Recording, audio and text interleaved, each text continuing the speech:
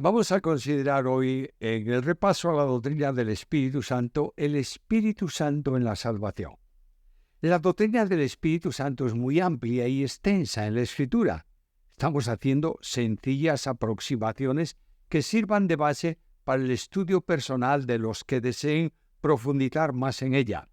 Lo hacemos dentro de las limitaciones lógicas del ministerio de este canal. Avanzaremos hoy en otros aspectos escriturales como sobre el Espíritu Santo, como el Espíritu Santo en la salvación. Los elementos esenciales de la salvación son la convicción personal de pecado, la fe salvadora en Jesucristo, la regeneración espiritual. Ninguno de esos proviene del esfuerzo del hombre, ya que la salvación es por gracia mediante la fe. Efesios 2, 8, 9.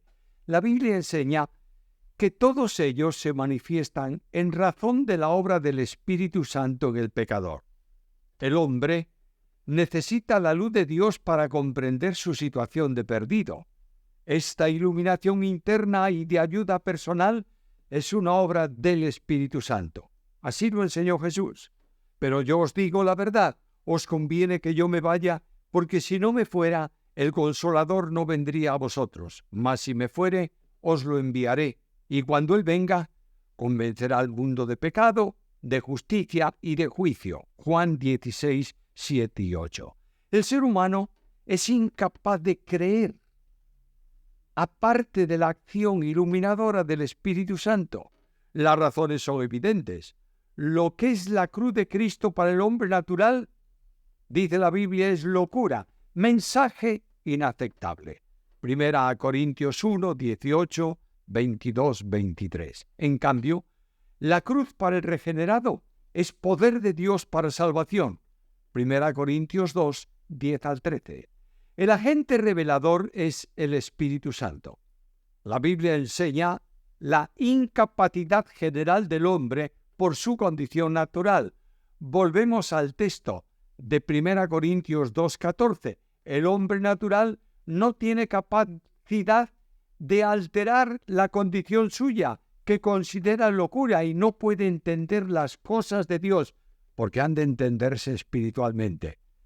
Por tanto, no puede percibir las cosas de Dios, hablando de otro modo, para que produzcan efecto en él. Las percibe intelectualmente, pero eso no es suficiente para la salvación. Por tanto, es incapaz hasta ser capacitado por el Espíritu Santo para ello. A esto se le conoce como la ceguera espiritual general. Pero si nuestro evangelio está aún encubierto, entre los que se pierden está encubierto, en los cuales el Dios de este siglo cegó el entendimiento de los incrédulos, para que no le resplandezca la luz del evangelio de la gloria de Cristo, el cual es la imagen de Dios. Segunda Corintios 4, 3, 4. La ceguera mental está impuesta también por Satanás para que no les alcance el evangelio, y comprende a todos los hombres. La obra de convicción del Espíritu Santo fue anunciada por Jesús. Él convencerá al mundo de pecado, de justicia y de juicio. El primer aspecto de la convicción es la convicción de pecado. Nótese la palabra en singular, no en plural. La convicción es sobre un solo pecado: rehusar creer en Jesucristo. Jesús dijo que el que cree tiene vida, pero el que rehúsa creer no verá la vida. Es realmente la revelación de un pecado que quebranta un mandato divino. El apóstol Pablo, predicando en Atenas, dice que Dios manda ahora a todos los hombres que se arrepientan. Algunos enseñan que el pecador debe recordar sus muchos pecados y arrepentirse de cada uno de ellos para ser salvo. Pero la Biblia enseña que el pecador que cree, le son perdonados todos los pecados. Colosenses 2:13. El Espíritu Santo produce también la convicción de justicia. La justicia no de un esfuerzo humano, sino como un don divino, pues si por la transgresión de uno solo reinó la muerte, mucho más reinarán en vida por un solo Jesucristo los que reciben la abundancia de la gracia y el regalo, el don de la justicia. Romanos 5:17. Por este don, el pecador es acepto delante de Dios, con la cual nos hizo aceptos en el amado. Efesios 1:6. En tercer lugar, el Espíritu Santo produce la convicción de juicio. No es de un juicio futuro, sino de un juicio pasado, en el cual Satanás fue juzgado y vencido en la cruz. Colosenses 2:13 al 15. Esta convicción del Espíritu Santo es elemento esencial para que el pecador se sienta perdido y reconozca el camino que Dios abrió para su salvación. Cuando un pecador cree en Jesucristo como su único y suficiente Salvador, el Espíritu Santo opera en él la regeneración espiritual. Tiene que ver con la implantación de Cristo en el creyente. Cristo en vosotros, dice Pablo, Colosenses 1:27. Produce, además, una genuina resurrección espiritual. Aquel que está muerto en delitos y pecados, en Efesios 2:6 dice que al creer en Cristo, nos ha resucitado y juntamente con Él nos sentó en los lugares celestiales en Cristo. Trae, por tanto, el Espíritu Santo en la regeneración una unión vital con el Señor. 1 Corintios 12:13, el Espíritu Santo nos bautiza hacia la formación del cuerpo de Cristo. Esa unión vital es imprescindible para recibir vida eterna. La vida eterna no puede recibirse fuera de Cristo, sino solo en Cristo.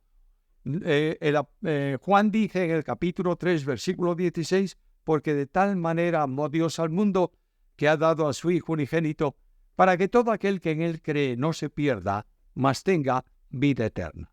La vida del salvo no es otra que la vida del Cristo resucitado. Esa vida eterna es un regalo divino, porque la paga del pecado es muerte, mas la dádiva de Dios es vida eterna en Cristo Jesús, Señor nuestro. Romanos 6:23.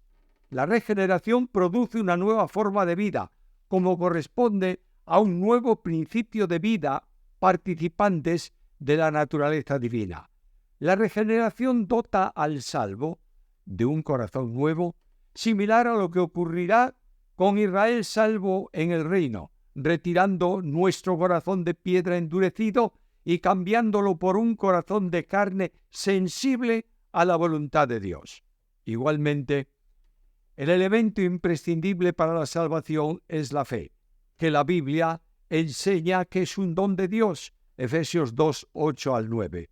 El apóstol Pablo enseña que la salvación es por fe, para que sea por gracia, sin intervención meritoria del hombre. La fe aplicada o ejercida es creer en Cristo, y es una concesión divina, porque a vosotros os es dado no solamente que creáis en Él, sino que también padezcáis por Él. En la vida de santificación, la implantación de Cristo en el creyente es indispensable, ya que Él nos ha sido hecho santificación. 1 Corintios 1:30. La santificación es imposible sin la acción del Espíritu Santo. Él reproduce en nosotros a Cristo mediante el fruto del Espíritu. Por eso, el mandato del apóstol es claro: andad en el Espíritu y no satisfagáis las obras de la carne. Gálatas 5:16. El bautismo del Espíritu es otro tema que debemos considerar. Antes de eso voy a hacer un pequeño paréntesis aquí. La regeneración no antecede a la fe. El Espíritu genera la fe, y aquel que deposita la fe en Cristo para Salvador es regenerado por el Espíritu Santo. Ahora, siguiendo con el tema, el Espíritu Santo bautiza a todo creyente en Cristo para que pase a formar parte de su cuerpo. 1 Corintios 12:13. El creyente es unido vitalmente a Cristo y puesto en Él. En aquel día vosotros conoceréis que yo estoy en mi Padre, y vosotros en mí, y yo en vosotros. Juan 14:20. La oración intercesora sobre la unidad se cumple por el bautismo del Espíritu Santo, en donde Dios viene a morar en el creyente, y la unidad divina, se extiende a la experiencia de vida del cristiano para que sean unos. Uno, como tú, Padre, en mí y yo en ti, que ellos sean uno en nosotros. De otra manera, la Santísima Trinidad viene al creyente para que la unidad divina se extienda a cada uno de los que somos templo de Dios. Aquí descansa firmemente la seguridad de salvación por la unión vital con el Salvador, por la que podemos decir ya no hay ninguna condenación para los que están en Cristo Jesús. Al recibir la justicia imputada, el Espíritu Santo la comunica a cada uno de nosotros por el bautismo del Espíritu. De modo que, si alguno está en Cristo, nueva criatura es, las cosas viejas pasaron, he aquí son todas hechas nuevas. 2 Corintios 5, 17 a 21. Y también, al que no conoció pecado, por nosotros lo hizo pecado, para que nosotros fuésemos hechos justicia de Dios en él. 2 Corintios 5, 21. El bautismo del Espíritu que nos une a Cristo es el único modo de ser aceptados por Dios. Dios nos acepta porque estamos en Cristo. Todo salvo ha sido bautizado por el Espíritu Santo en el momento del nuevo nacimiento. Quien no lo ha sido, no es salvo, jamás, y no pertenece a la Iglesia, que es el cuerpo de Cristo. Sigamos a otro asunto importante, la plenitud del Espíritu. La plenitud del Espíritu es el dominio pleno que ejerce su divina persona en el creyente, que rinde incondicionalmente su vida a su control y que vive bajo su plena influencia y dirección. Nada tiene que ver esto con el Espíritu Santo en el bautismo. El bautismo es único e irrepetible, mientras que la plenitud puede repetirse en distintos momentos de la vida cristiana. Al creyente se le manda ser lleno del Espíritu Santo, Efesios 5, 18, pero en ningún lugar se manda que sea bautizado en el Espíritu Santo. Ya lo es en el momento de su conversión a Dios y de aceptar a Cristo como Salvador personal. La plenitud del Espíritu es vital para la vida de testimonio. Nadie puede expresar, revelar a Cristo si Cristo no es reproducido en él por el Espíritu. La plenitud es necesaria para una vida victoriosa. En la justicia, el creyente no anda conforme a la carne, sino conforme al Espíritu, en el poder de Cristo. Todo lo puedo en Cristo que me fortalece. Solo es posible vivir vidas victoriosas bajo la dirección y control poderosa del Espíritu Santo.